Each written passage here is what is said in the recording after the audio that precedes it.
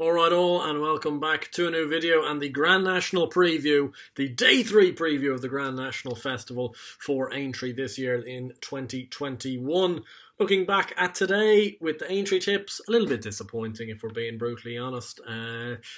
A little bit disappointed with the likes of Dusart and Brave Man's Game. I think they ran honourable races, but not quite up to it. The two in the Novices Chase were very poor. We did manage to get a 15-2 winner with Live, Love, Laugh in the Topham Chase. And unfortunately, it was a case of what might have been with Copperless in the last. I thought he was cantering all over them. So a small loss, a loss of around 4 points on the Aintree selections. However, if you do follow me on Twitter as well, and if you don't, I do strongly advise you go and do so if you can. I've put up a few from Wexford today and managed to bang in a 10-1 winner just before coming on here with Fortune Street for my man Paul Nolan. Finally paying a few bills is this Paul Nolan blindness, but good to see. So overall on the day I'm back to even money. In fact, I should make a small profit on the day as a result with 2 to run, but if you're not on Twitter, please do go and do so, just in case. There's always, potentially a couple more lurkers in there. I decided to just put up a couple at Wexford because a few horses I quite liked were running. It was a little bit down on Aintree though, so unfortunately, if you did follow the YouTube video just like that, it was a tough day. And to be honest, if you had a good day today, fair enough. I thought it was tricky enough, and a couple of results that obviously Ahoy Senior beating Brave Man's Game was certainly not something I could have predicted. Moving into the Grand National Day, some great races on the undercard before getting to the National. I've got 4 selections for the National itself, 13 for the day, including one race where we're not going to have a bet in. I wonder what one that will be. Moving on to the 145 though to start us off, a 3-mile handicap hurdle, a tough race. I'm going to play 2 in this, both at 12-1. First of all being Polish for Fergal O'Brien and Paddy Brennan. I thought he did it quite nicely at Newbury the last day on better ground. Better ground does seem to be what this horse needs. He ran a couple of nice races earlier in the season, but closely tied in with Streets of Doyen from Cheltenham form back in October time. He's in here over a mark of 137. I think he could do a bit of damage, especially on this ground. And another horse who likes a little bit of decent ground and is an Irish raider is Whirling Dervish for Johnny Levins and Ricky Doyle, who obviously is fresh from the Irish Grand National victory. He's off a mark of 137 as well, which is a bit up on his Irish mark, I will admit, but we've seen now this week from Me Too Please, from Tronador, a lot of these horses that you kind of look from our Irish stables and go, they've a fair bit to find, and they end up being one of only 2 runners or one of 1 runner for the Irish in these handicaps. Seem to be doing very well, and obviously Tronador did win the opener today. Me Too Please won the bumper on the previous day. I think Whirling Dervish could do a job. Not really sure why you'd be taking him over if you thought he was going to run stink. So I'm putting 2 and 2 together there and trying to make 4. And between those 2, I'd like to hope we might have something to hit the frame in a 5-place race.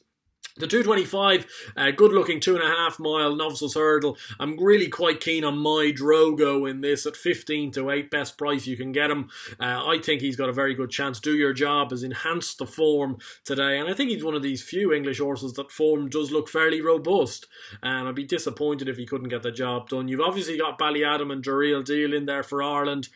Just not sure at the moment how Henry's horses are running. His horse in the last there ran a nice race, but Notebook ran listless. Physio Man was never sighted. So I'm not really sure, to be honest, about them. I'd be a little bit concerned. Ballyadam's not a horse I've ever really taken to either, so I'm going to take him on. The Real Deal, very hard horse to quantify. If he's as good as he looked the last day, he might take a fair bit of stopping in this, but he's not really for me. Instead, I'm going to play 1 each way, Minella Drama at 12-1, and you can get 4 places with a few bookies in this race, I believe.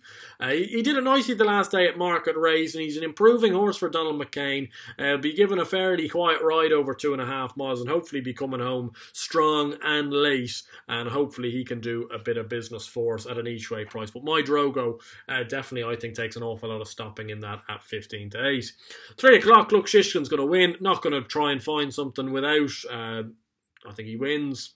Yep, I'm not going to put a bet up for the race, no point.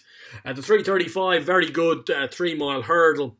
I'm going to obviously keep the faith with Thyme Hill. Best price you can get him is 5-2 for this horse. That was just agonising that he didn't run in the Stars Hurdle. We were on him all year.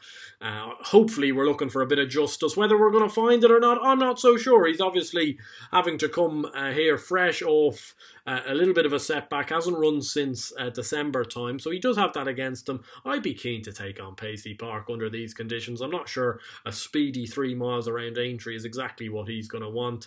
And the one I'm definitely going to back each way is Lisnagar Oscar at 10-1 for Rebecca Curtis. Rachel Blackmore, a very interesting jockey booking for this horse. Fell in the Stars Hurdle. I think he was going to run a super race in the Stairs and possibly fill out the frame. I had backed him each way for that race as well. He's got a bit of back class. It's a slightly better ground. Wouldn't inconvenience him whatsoever. And I do believe, I think this is now 3rd start after a wind up, and his 2nd start he fell. So if you're going in on that wind up kind of angle, I think he's got a good chance in this. At 10-1, I'm certainly willing to take him each way. The 4:15, if I'm being honest, I think is an extremely head-scratching handicap chase, and therefore I'm only actually going to put the 1 up, and it's Snow Leopardess for Charlie Longston and Brian Hughes. You could argue this horse wants softer ground, and I do understand that, but she didn't seem to do too badly on better ground in the National Hunt Chase, where I'm not sure they maybe made enough use of her, to be honest, and her stamina. Over 3 mile 1, she should be staying well. She's 11-1 here. You can get 5 places in a few bookies. I'd be taking them. If I'm being brutally honest, I think the favourite has every chance, but he's 3-1, and I'm not going to put him up at 3-1. Happy-go-lucky. I think he still has to go and do it for me before I'd be tempted to back him, although Kim Bailey, I thought his horse, actually, Espoir de Rame, I thought he was going to beat Chantry House, personally speaking. Maybe you guys disagree with that. I thought he still had a little bit of running left in the tank, but only 1 in the handicap chase. I think it's the hardest race of the day, to be honest, and considering the 145 is no gimme, the Grand National's no gimme, that's saying something. And I don't have a great record in the race as well, so that's something to bear in mind, and something I have taken in mind by only putting the 1 up. Anyway, the Grand National, the 5:15, probably the main reason a fair few of you people are watching this video. I've got 4 for you, all at differing prices, so 1 for every punter. Starting off with the one that's probably the most obvious, and that's Burrow's Saint at 8-1 for Willie Mullins and Patrick Mullins, who won the Topham Chase with Live, Love, Laugh. This horse is always shaped like this has been the big plan ever since he won the Irish National as a young horse with Ruby Walsh on board. I don't think there should be any stamina concerns. I think he should stay. He should jump. Now, he hasn't run over the national fences, so you don't know whether he's going to take to them or not. And for the next selection as well, you won't know either until you go see them do it. I think he's a little bit of value in comparison to Cloth Cap, who's 5-1 now, best price. I just think Burrow's Saint has a very good chance in this. They've ran very good races in years gone by with the likes of Rathvind, Pleasant Company, and the likes, who have all ran their races and come very close in this. I think Burrow's Saint is of similar ilk, and in fact probably a little bit more unexposed going into the race than those two did. A nice run in the Bobby Joe the last day. I think he'll be able to reverse form with Acapella Bourgeois, who I just don't trust in a big field handicap. And I do believe Burrow's Saint has a big chance, and 8-1 would suggest that. The next one, and I do think he is a little bit short, but I still am going to have to put him up because I have backed him already, is Discorama, and best price you can get is 18-1. You can only get 14-1 though with a various amount of bookies, but I think at 18, 20, 25-1 he's a decent enough bet. It's kind of 10, 12, 14s he's becoming quite skimpy. He's got a good chance. He seems to take to these big field handicaps. He's got a good record around Cheltenham, which I know won't count for anything here, but it just goes to show that he does it in big races. He travels over to England quite well. Obviously, he's got to prove that he goes around these fences, but he has always shaped like he has one of these in him. Whether he's going to go and get his head in front is another story, because he does manage to come second and third an awful lot of the time. Even then, though, you wouldn't mind a second or third in the Grand National, especially at 18-1. I do believe he's a well-handicapped horse. He's in an awful lovely racing weight at 10 stone 6, and as a result, I do believe he's worth backing at 18, even 16-1 if you can get him at that. The next two are two of the older horses, two of the bigger price horses, and one of them is Anibale Fly for Tony Martin and Dennis O'Regan. Has been round these Grand National fences twice and has placed twice off higher marks. He's back in here lower than 11 stone for the first time running in the National. He's done that. He's 25 to 1. I think he's got a big chance. He hasn't shown much form of recent, but he's been put away with another go at this in mind, you'd like to hope. A bit of nicer ground would also see this horse to decent enough effect. So I'm really hoping he can outrun his odds at 25 to 1 and roll back the years slightly as an 11-year-old. The other one I really want to roll back the years as a horse I have an awful lot of time for, and I know he's bled before, but I thought it was a really encouraging run in the cross country from Alpha Days Obeaux. And Bless the Wings ran an encouraging race in the cross country before placing at 150 to 1 for Gordon Elliott a few years ago. Obviously Alpha Days Obeaux is under the care of Denise Foster at the moment, but he's 80 to 1 best price, and you can get 6-7 places out there with the majority of bookies. He's been round these fences before. He's come third in the Beecher 2 years ago, off £7 higher than he is here. He's off a mark of 152. Man of the hour over in Ireland, Jody McGarvey rides him, who couldn't be in better form. He's had the week of his life last week at Ferryhouse, riding 2 Grade 1 winners in a day with Sky Ace and Janet Dill. I think he's coming here full of confidence. Alpha Days Obeaux seems to have been perked up by a return to the Banks racing the last day, and hopefully he'll take to the national fences as well as he did when coming third in the Beecher off such a big weight. He'll keep running, he'll like the ground, and hopefully he might run into the frame at a massive price of 80 to 1. The 620, the final race, the bumper, very hard to know. An awful lot of these very unexposed. Balco Coastal looks to have a very good chance, but I'm going to go against it with the Emmett Mullins train, the Gossiper, at 4 to 1.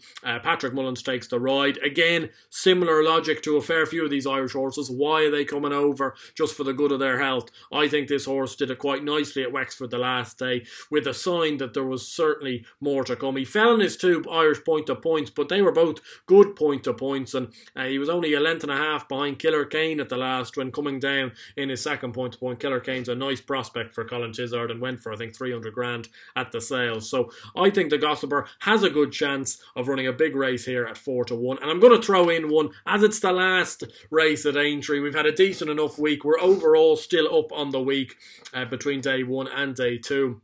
And obviously including the Wexford selections, but we'll keep that on the QT. I'm going to add in a last one as a bit of a Brucey bonus. Fruit and Nut at 40 to 1 for the bumper for Donald McCain and Brian Hughes. That's 4 places, 40 to 1. He's a very well-regarded horse. I know that from his Irish point-to-point form where he came second. He's then gone over and finished and gone and won 2 bumpers. He's won a bumper with a penalty as well. And I always think a horse that can go over, no matter where it is in England, if you can win a bumper off a penalty, you're a pretty smart horse.